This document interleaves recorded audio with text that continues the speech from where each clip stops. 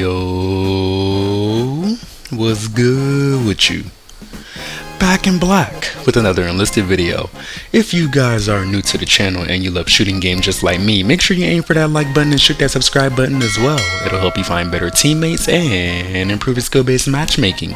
In this video, we're going to be doing a review for the Federov 1912 rifle. This is the brand new BR2 rifle for the Russian army after most of the others were bumped down to BR1, leaving only the Winchester M1895, so it was quite imperative that they replaced the demoted rifles with something, and I would say this selection is even more fitting as the Federov is now the only semi-automatic rifle in that tier for Russia. Now, with this implementation, each faction now has one unique self-loading rifle. Taking a look at the description and stats, they didn't really go in depth much at all in terms of the lore, so just trying to do better than them, this was a prototype pre-World War I rifle that literally saw no use and was never adopted officially, but essentially you could consider this a precursor to the Federov Obdomat, which was later developed and adopted in 1916 and features fully automatic fire instead of semi-auto. But anyways, as far as the maximum damage is concerned, at base we're going to be doing 12.7 per shot,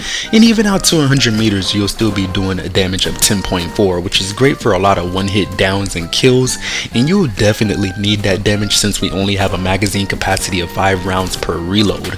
Bullet velocity on this guy is coming in at 815 meters per second, which is definitely on the higher side and even better than some of the bolt action rifles in this game, so definitely in the upper echelon, which will make it easier for you to stretch this rifle out at range and makes it easier to hit horizontally moving targets without you having to lead them as much. In terms of the reload speed, this is actually going to be very important on semi-automatic rifles, especially with 5-round magazines that empty very quickly,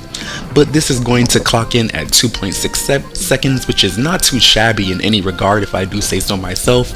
1 Mississippi and 2 Mississippi and a half is pretty good for getting back in the fight generally speaking, and since this rifle also reloads on stripper clips, it's actually never a bad idea to shoot all the way down to your last bullet in the middle of an engagement instead of going for the alternate reload, which will definitely take a little bit longer since you have to insert individual rounds. Shot deviation is where things are actually going to start to get a little dicey for this rifle, which is going to clock in at a stat of 24, which in comparison to other BR2 semi-automatic rifles in the game isn't really that bad, but it's still on the higher side generally speaking for a predominantly long-range weapon. So what that means for you in the grand scheme of things is that you basically want to focus very heavily on pacing your shots, otherwise you'll find yourself missing not only because of human error, but also just because the bullet spread is absurd from you shooting too often. Basically, all that matters less and less the closer the target is to you, but it is something that you definitely want to keep in mind, I guess, if you're trying to use this weapon at the ranges that it is intended to be used at. Something else that is really important on semi-automatic rifles in comparison to bolt action rifles, and super important on this rifle with the Federov in general, is going to be the recoil stats, which comes in at a vertical stat of 95 and a horizontal stat of 32, which is kind of insane both ways no matter how you look at it. Couple of significant things to note here. This further exemplifies how badly important it is to pace your shots with this rifle, and it becomes imperatively more significant with each of your individual soldiers depending on how much you typically invest in the vertical recoil reduction perk. But for this rifle, it is highly recommended, damn near necessary. And if I'm being honest, because I always run recoil perks on my soldiers, I still found the recoil, especially on the visual side, to be pretty hefty. So again, just my personal recommendation that you should always invest in that perk when you are using this rifle. In this next section, I want to transition and talk about how the rifle feels going from base level to 3 stars fully upgraded. So most if not all of the gameplay that you have been watching up until this point has been using the rifle at base level since I ran out of silver, buying as many event boxes as I could, but neither here nor there. It took me a bit of getting used to this rifle initially because I thought it was going to perform like the SKS-30 from that resupply event we had a few months ago, but no. It does not perform that way at all, and this weapon actually shows exactly why it is a step down from the BR3 semi-automatic rifles by comparison. A lot of it has to do with the simple fact that it has a 5-round magazine,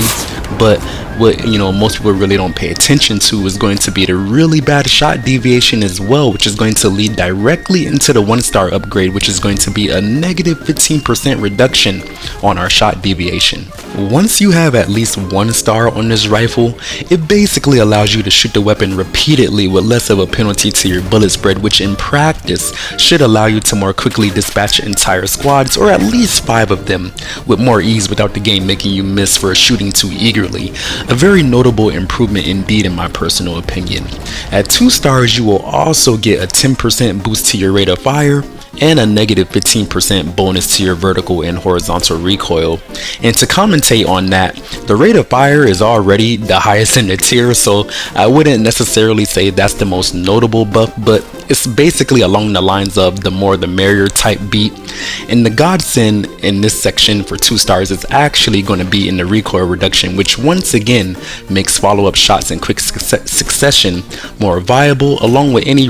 vertical recoil perks you get for your soldier along the way, which again is highly recommended for this rifle. As expected, our final and best upgrade is going to come in at 3 stars, and once you hit this level, you will be granted a buff to your hit power at 20% and another bonus reduction to our shot deviation with a duplicated negative 15%, which really is just a chef's kiss on this weapon, further solidifying your ability to get one-hit kills outright, and even more downs out to even further ranges with 1 less bullet, whereas before, I found myself very often having to use 2, even sometimes 3 bullets to fully dispatch a target, mostly dependent on how close they are to you. Of course, the shot deviation buff just further pushes me to have less reservations about pacing my shots, but after using this rifle so much at base level, I'm not gonna lie, I have been somewhat conditioned to allow at least 1 to 2 seconds between my shots, just to make sure it actually hits. The final and one of the most important things I want to talk about today with this rifle is going to be the iron sights, and honestly you should always take a look at the iron sights and take that under heavy consideration when evaluating a rifle.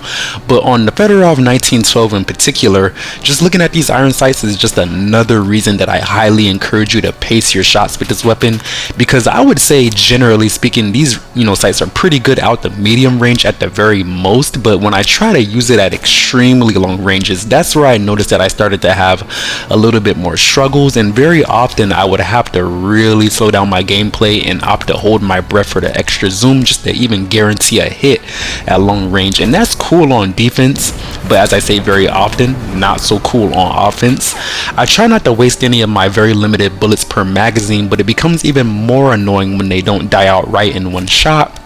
and it takes forever to line up another one, again due to that recoil and that shot deviation. But I'd say these iron sights are pretty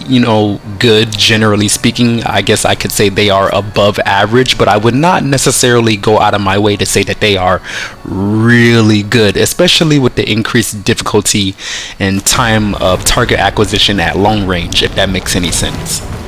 But overall, I am actually quite satisfied with the addition of this rifle, as Russia was the only nation without a low tier semi-auto. At base level, it is a little lackluster sometimes, as I saw myself getting a majority of downs in comparison to outright kills, but as I went out of my way to aim for the upper chest and the head more often on top of upgrading this weapon to max level, that did definitely get better over time. I also found myself crouching with this weapon or going prone to mitigate the OD recoil, and I would recommend that to anybody else who decides to use this on a consistent basis. Would I definitely pick this rifle over any of the other bolt actions that Russia has to offer, particularly the Winchester? Not necessarily. I did find myself sometimes thinking like, man, these sights are kind of hard to use sometimes, or man, if that was a bolt action he would be dead for sure, especially considering we only have 5 bullets per magazine like any other bolt action. And when the follow-up shots are so hard to hit sometimes thanks to the recoil and the kind of up their shot deviation, that does kind of bring it down a peg for me. So I think I'm going to go with the overall score of 6.5 out of 10, maybe a 7, but that is just my personal opinion at the end of the day. I am more curious to know what you guys are thinking down there in the comment section. Those of you who have used this rifle pretty extensively thus far, what would you rate it out of 10, and what playstyles have you implemented to find the most success using this rifle? let me know. And while you're down there, don't forget to aim for that like button, shoot that subscribe button as well. Help you find better teammates and improve your skill-based matchmaking. Hopefully you guys found anything I said insightful or useful, and if you did, I appreciate you for watching. I hope you have a lovely rest of your day. Black Guy out.